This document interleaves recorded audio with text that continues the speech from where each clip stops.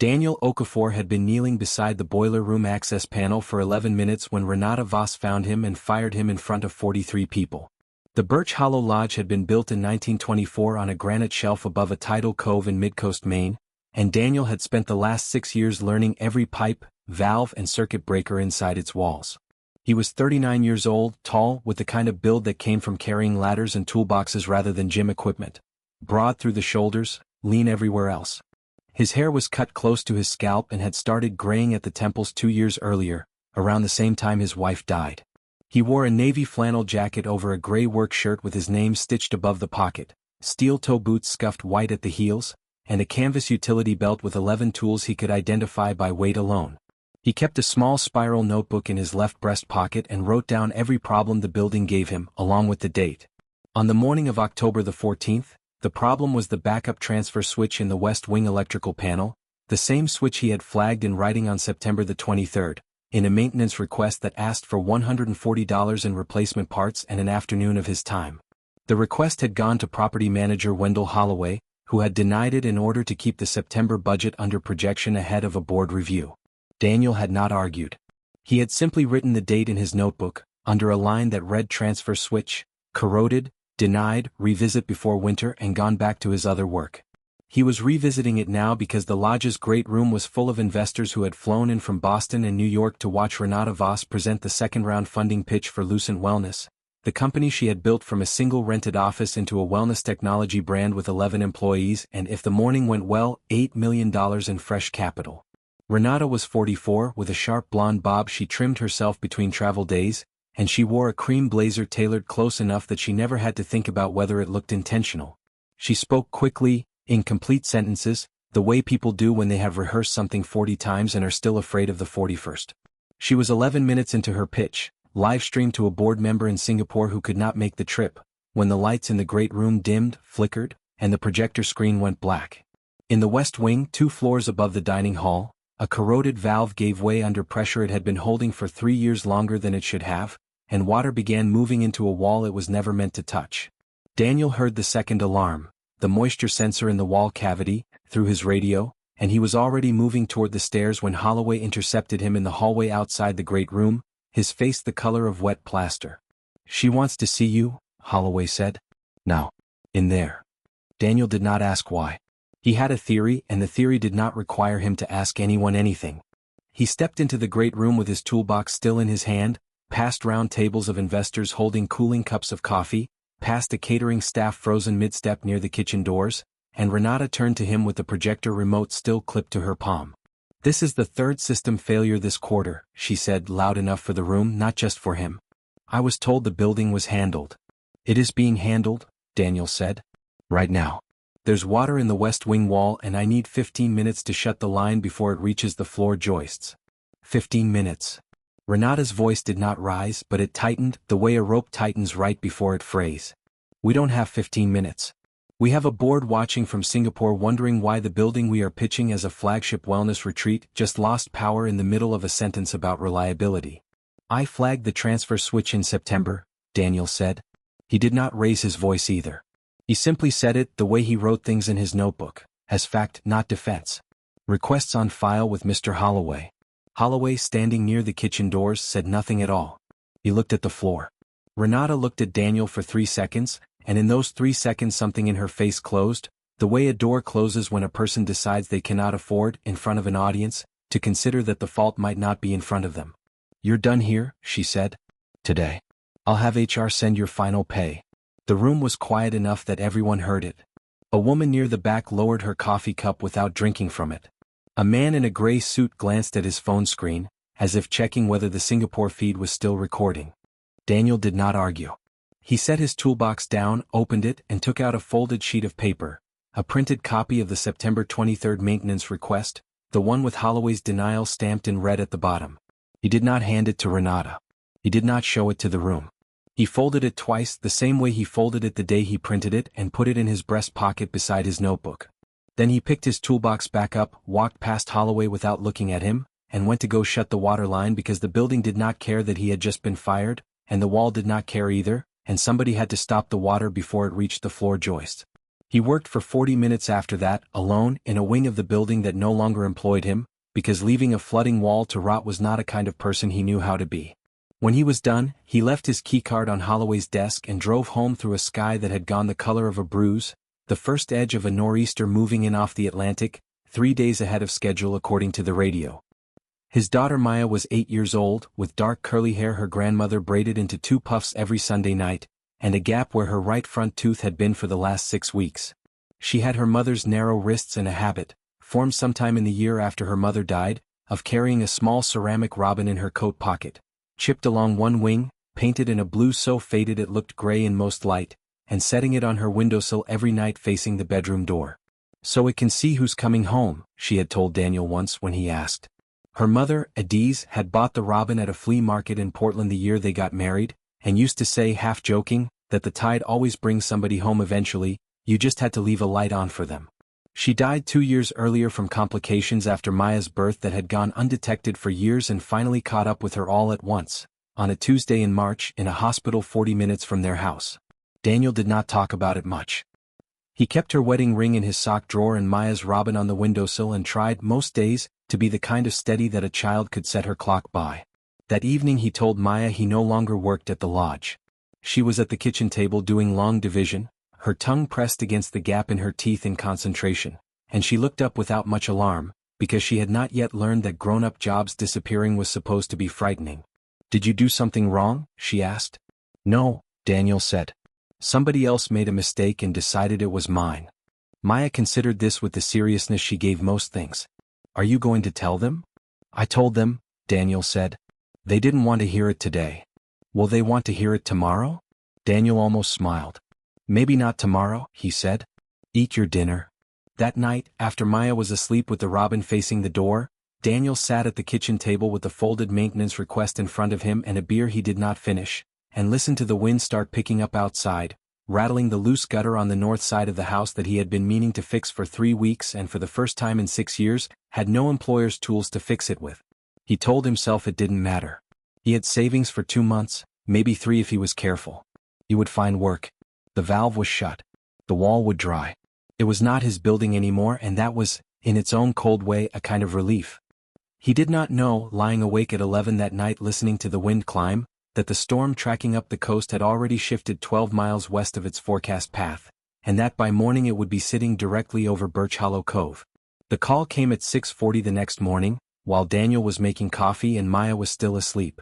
It was Holloway, and his voice had none of the flatness it carried in the hallway 2 days earlier. "The whole west wing's gone dark," he said. "Generator won't catch.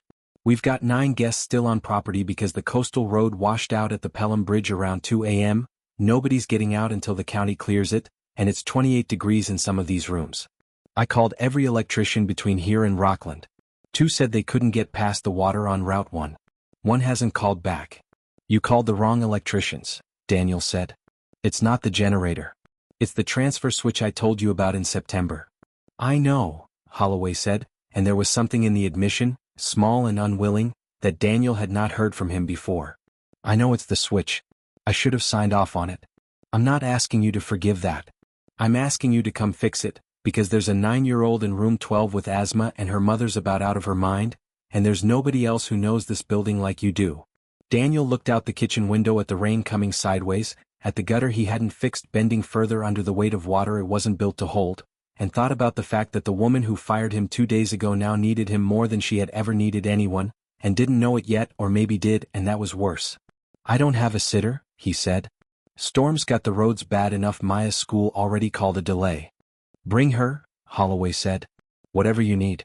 Just, please." Daniel was quiet for a moment. Then he said, "Give me 40 minutes, and went to wake his daughter. The drive to Birch Hollow took 50 minutes instead of 20 because of standing water across the coast road, and Maya sat in the back seat with the robin in her coat pocket and her boots already on, watching the wipers fight a losing argument with the rain, asking her father exactly 4 questions, which he answered exactly 4 times, because that was how she processed worry, methodically, like him. "Why do they need you if they fired you?" "Because the building doesn't know I'm fired. It just knows what's broken." "Is the lady going to be mean again?" "I don't know. Probably scared. Scared people aren't always mean on purpose." "Is there a little girl there?" "I think so." Is she scared too? Probably. The lodge looked different in the storm than it had 2 days earlier, half its windows dark, a section of gutter torn loose and swinging against the siding, the cove below it churned the color of wet slate. Holloway met them at the side entrance with 2 flashlights and an apology he didn't fully say out loud, just delivered in the way he held the door open and carried Daniel's toolbox in from the truck himself. Renata was in the lobby when they came in, wrapped in a coat over yesterday's clothes, hair no longer in its careful bob but pushed back with both hands, looking like a woman who had not slept and had spent the night doing arithmetic with numbers that kept changing. Beside her stood a girl of about 9, pale, a faded green scarf wound twice around her neck, holding an inhaler in one fist the way Maya held the robin, not using it, just needing it close. Renata's eyes moved from Daniel's face to his toolbox to his daughter standing slightly behind him, and something in her expression shifted, fast, like a person recalculating a route mid-drive. "You came," she said. "Building's not fired," Daniel said. "Where's the panel access?" He did not wait for her to apologize because he had not come for that, and they both seemed to understand it at the same time, the way 2 people understand a silence means later, not now. He worked for 2 hours in the electrical room with a headlamp and the radio off, because Maya had once told him the radio static made her nervous in small rooms, and so out of habit he kept it quiet even when she wasn't with him. He traced the corroded transfer switch back to its housing, found exactly what he expected. The same failure point he'd written down in September, advanced now by 3 more weeks of damp coastal air, and replaced it with a part he kept in his truck for a job that no longer existed, because some habits a person doesn't unlearn just because the job ended. While he worked, Maya sat in the lobby with Ines, the 2 of them on the wide leather bench by the cold fireplace, Holloway having lit it with the last of the dry wood in the lodge's store. Maya took the robin out of her pocket without being asked and set it on the armrest between them. "What's that?" Ines said. Her voice came out a little thin, the asthma making her cautious with air. "It's my mom's bird," Maya said. "She's not here anymore. But the bird watches for people coming home." Ines looked at the bird for a while. "My mom and dad aren't together anymore either," she said. "I have her this week. Usually it's just her and the nanny, but the nanny's mom got sick so I had to come here." "Is that why you don't have your own coat?" Maya asked, noticing the borrowed lodge blanket around Ines's shoulders instead. "Mine's wet from the car," Ines said. "From this morning. We almost didn't get across the bridge before the water came up." "That's scary." "Yeah." Ines pulled the blanket tighter. "Your dad's fixing the lights?" "He fixes everything," Maya said with the flat certainty of a child stating a law of physics. "He told the ladies building it wasn't fired." Ines didn't fully understand that, but she laughed anyway, a small dry laugh that turned into a short cough, and Maya, without being told to, scooted 6 inches closer on the bench, the way her father did when something needed steadying and didn't need to be talked about. By 2 in the afternoon Daniel had power restored to the east wing and half the kitchen, enough to run the boiler's electric ignition and get heat moving through the building's oldest pipes, though the west wing, flooded from the valve 2 days earlier and now further damaged by the failed generator, was unusable. 3 guest rooms with water-stained ceilings and 1 with a section of plaster down entirely. The 9 stranded guests had been relocated to the 4 remaining dry rooms in the east wing by the time Daniel came down from the panel room, hands black to the wrist with grime, headlamp still on his forehead. What nobody had accounted for was that with 4 rooms holding 9 relocated guests, there was exactly 1 room left in the building with working heat, dry walls, and a bed, the small corner suite usually reserved for visiting board members, room 6, which had a single queen bed and a daybed too narrow and too close to the drafty window to be of much use in a storm. Holloway found Daniel in the hallway outside the panel room around 4, the storm outside louder now, rain coming in long sideways sheets that made the windows shudder. "County says the bridge won't be cleared till morning at the earliest," he said. "I've got the kitchen staff bunking in the dining hall, 2 of the investors sharing the manager's office, the rest doubled up in the east wing rooms. That leaves you, your girl Ms. Voss and her daughter." "And 1 room," Daniel said. It wasn't a question. "And 1 room," Holloway confirmed, looking like a man who would rather have been dealing with the flood than this particular piece of logistics. "I can put a cot in there too, but it's not much and that window doesn't seal right in a wind like this." Daniel thought about it the way he thought about every problem, not as an inconvenience to be complained about, but as a configuration to be solved. "The girls take the bed," he said. "Ines's lungs need warm air, not a drafty cot by a window. I'll take the floor. Ms. Voss can have the daybed or the chair, whatever she wants. Doesn't need to be discussed further than that." When Holloway relayed this to Renata in the lobby, she came to find Daniel herself, still in her coat, arms crossed, less out of defensiveness now than out of cold. "I can find somewhere else for me and Ines," she said. "You don't have to." "There isn't a somewhere else," Daniel said. "Not one with heat. Your daughter was breathing like she'd run a mile when I passed through the lobby an hour ago. I'm not going to argue logistics with you over pride.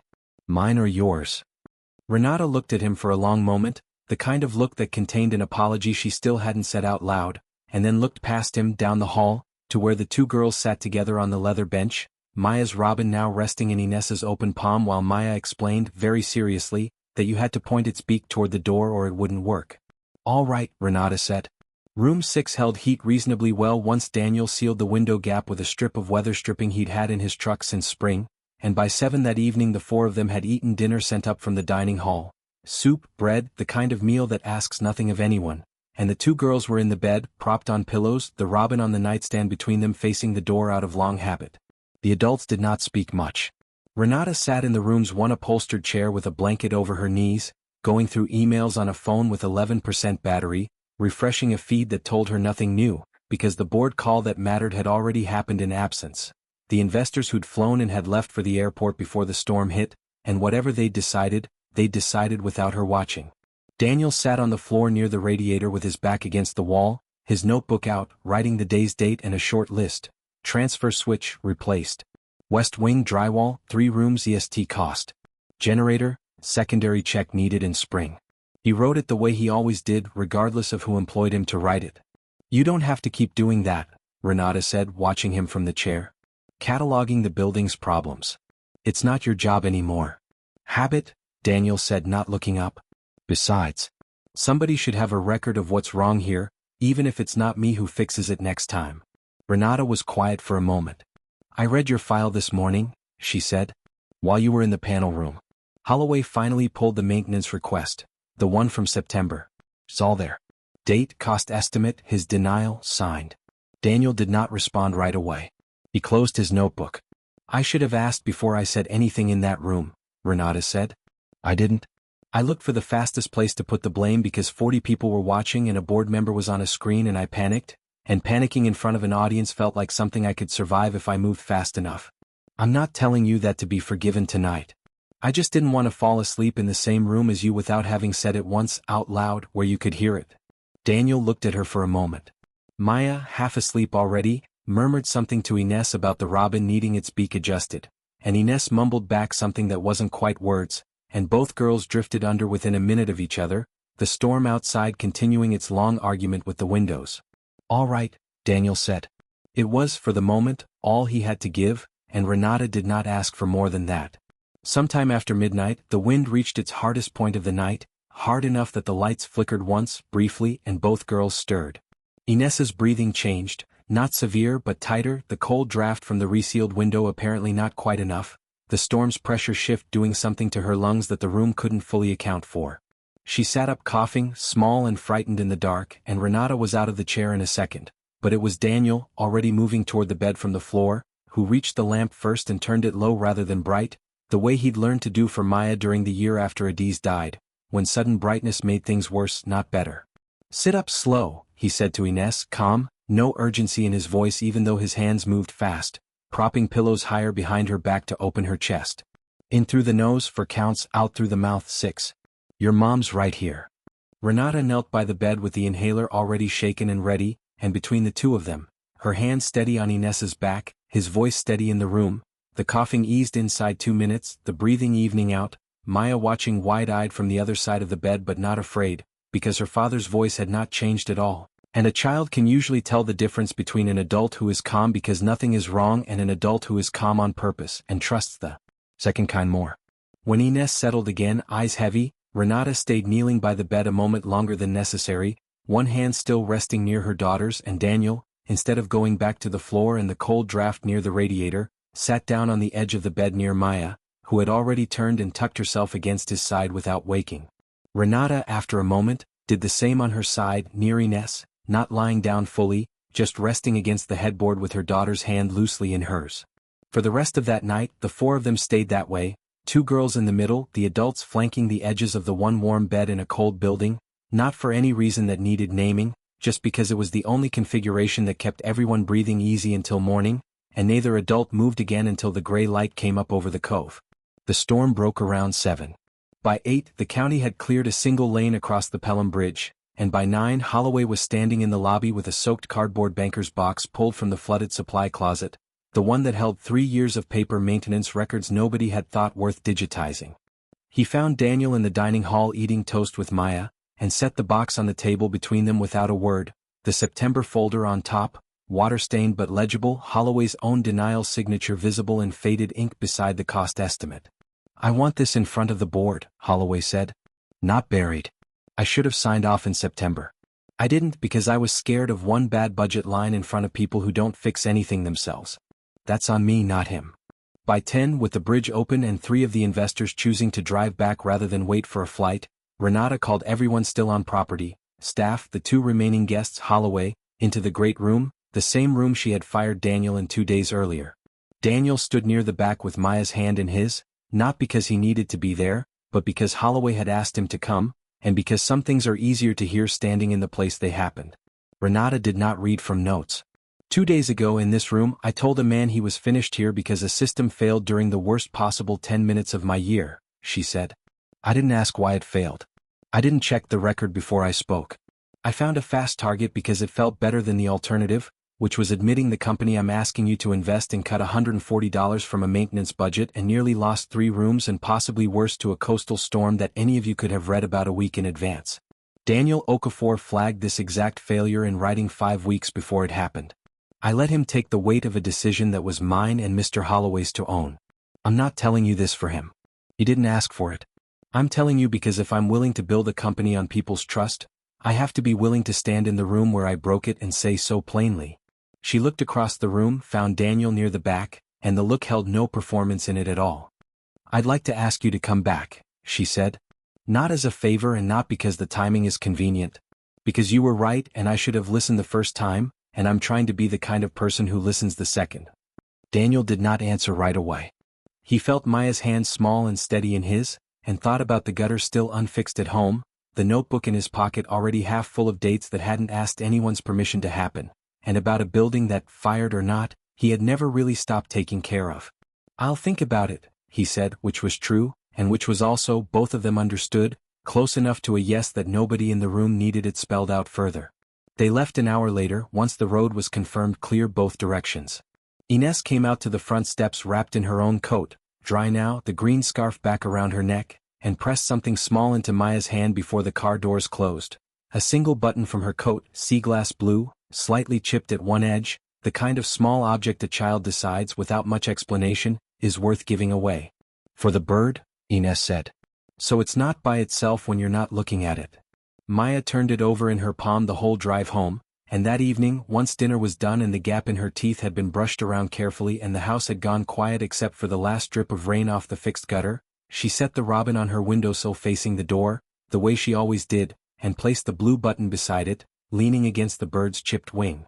Daniel stood in the doorway a moment, watching her arrange it exactly right before she climbed into bed, and thought, not for the first time, that some things broke and stayed broken and some things broke and came back changed, holding a little more than they had before. A job, a room, a window in a coastal town, a bird with a friend now standing watch beside it, waiting the way the tide always did for somebody to come home. Outside, the storm clouds had thinned to gray ribbon over the cove, and the first clean light of morning, when it came hours later, found the robin and the small blue button sitting together on the sill, catching the glow the way the room had been built, 90 years before any of them were born, to let it in.